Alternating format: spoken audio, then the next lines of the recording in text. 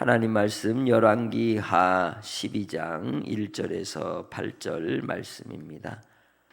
예후의 제7년에 요아스가 왕이 되어 예루살렘에서 40년간 통치하니라.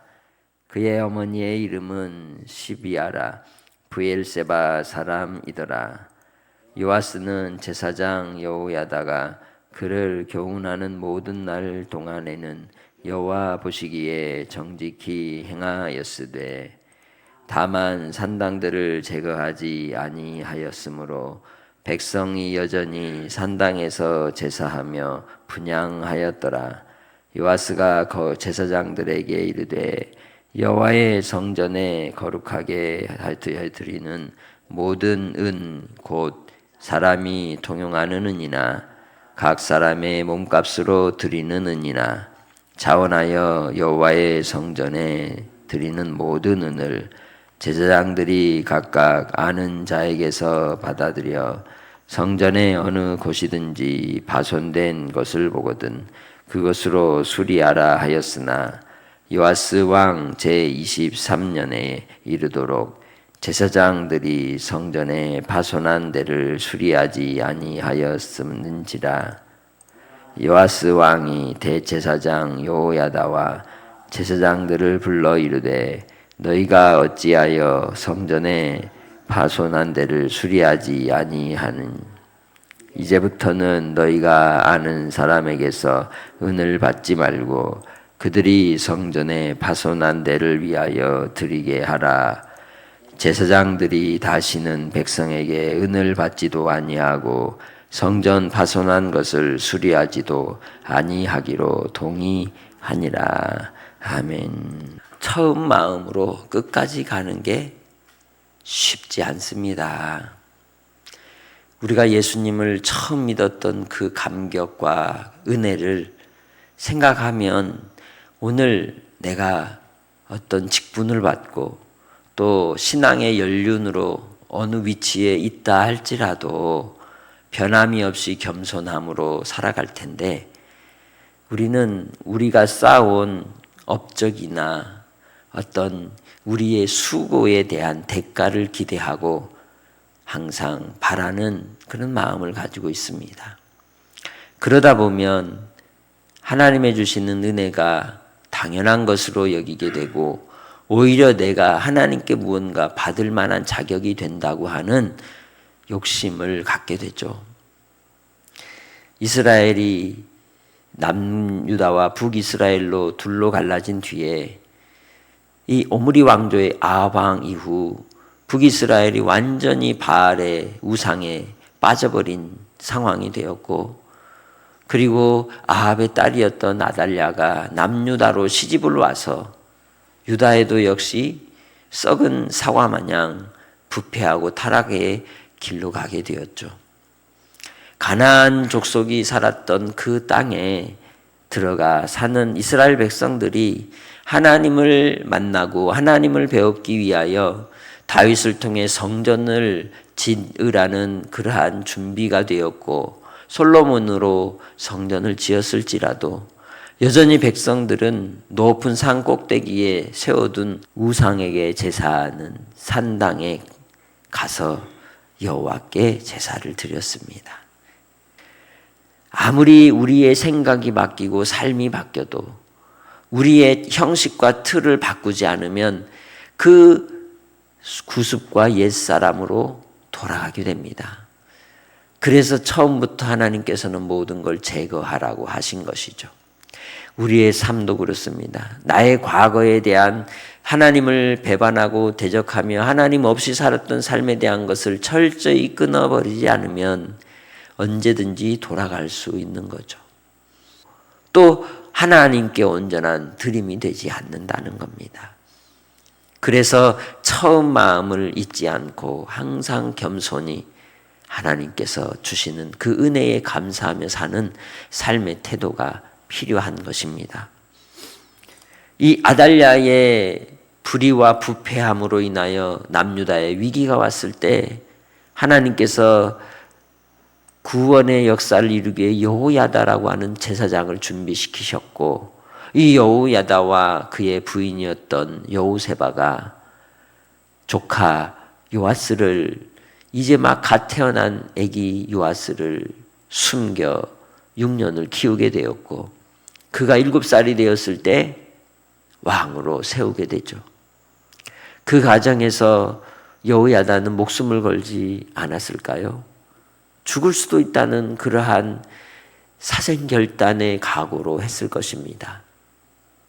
그렇게 시작되었던 남유다의 회복의 역사 속에 이 요아스는 40년 동안 유다를 통치하였지만 그가 끝까지 첫사랑의 마음으로 가지는 않았다는 게 문제인 것이죠.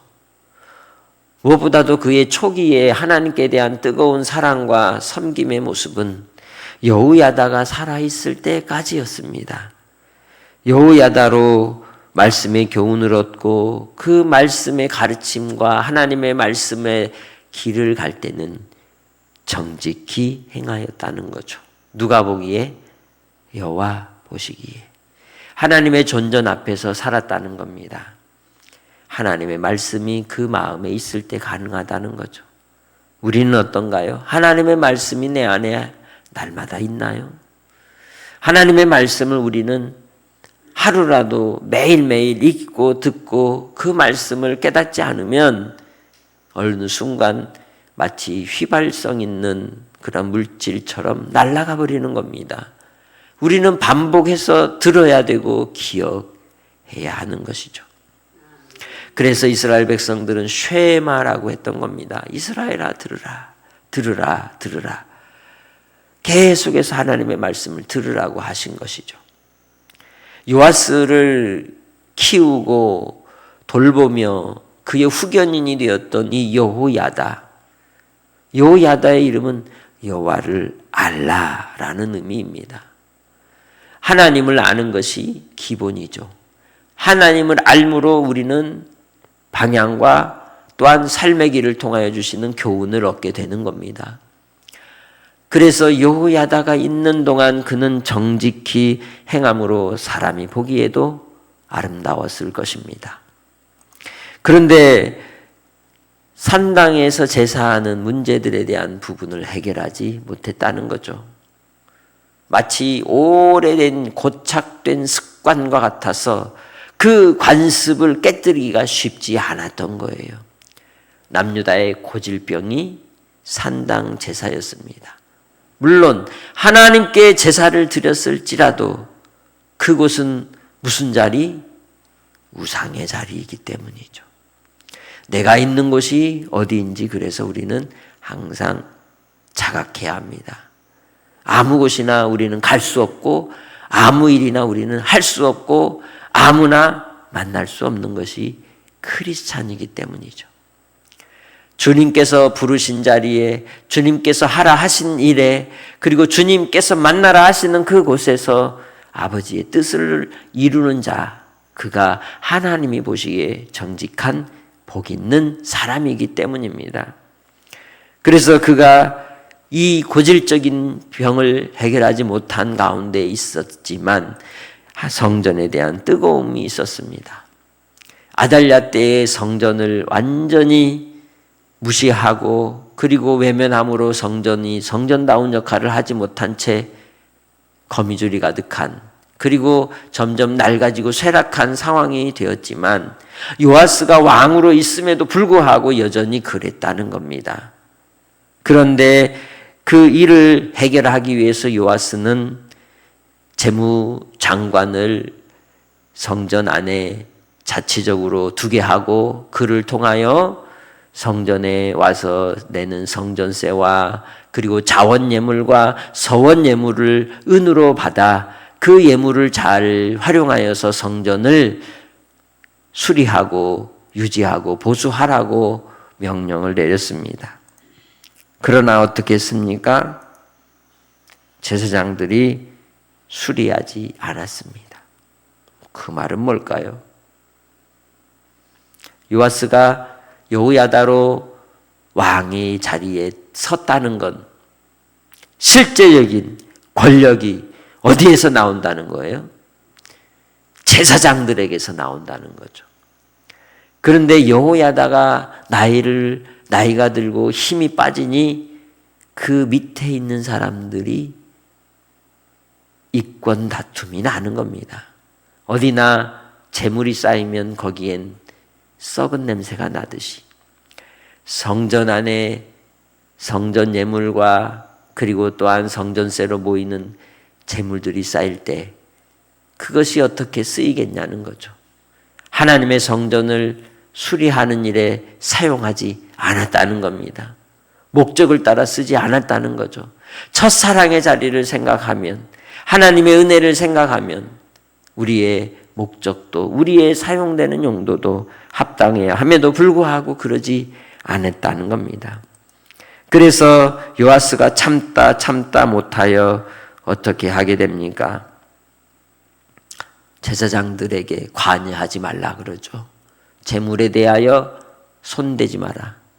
내가 직접 관할하여서 성전을 보수하는 데 쓰도록 하겠다. 그래서 7절 후반절에 보면 이제부터는 너희가 아는 사람에게서 은을 받지 말고 그들이 성전 파손하는 데를 위하여 드리게 하라. 재물을 맡은 자, 은을 담당하는 관리가 직접 수리 보수하는 역할을 맡도록 사명을 주는 겁니다. 때에 따라서 우리는 어느 정도 시간이 지나고 세월이 흐르면 우리의 모습도 체구도 비대해지게 됩니다. 그럴 때 우린 다이어트를 해야 하죠. 빼야 되는 겁니다. 철저히 우리 안에 부패하고 썩은 것들은 제거하며 주님 앞에 바로 서는 은혜가 있어야 한다는 것이죠.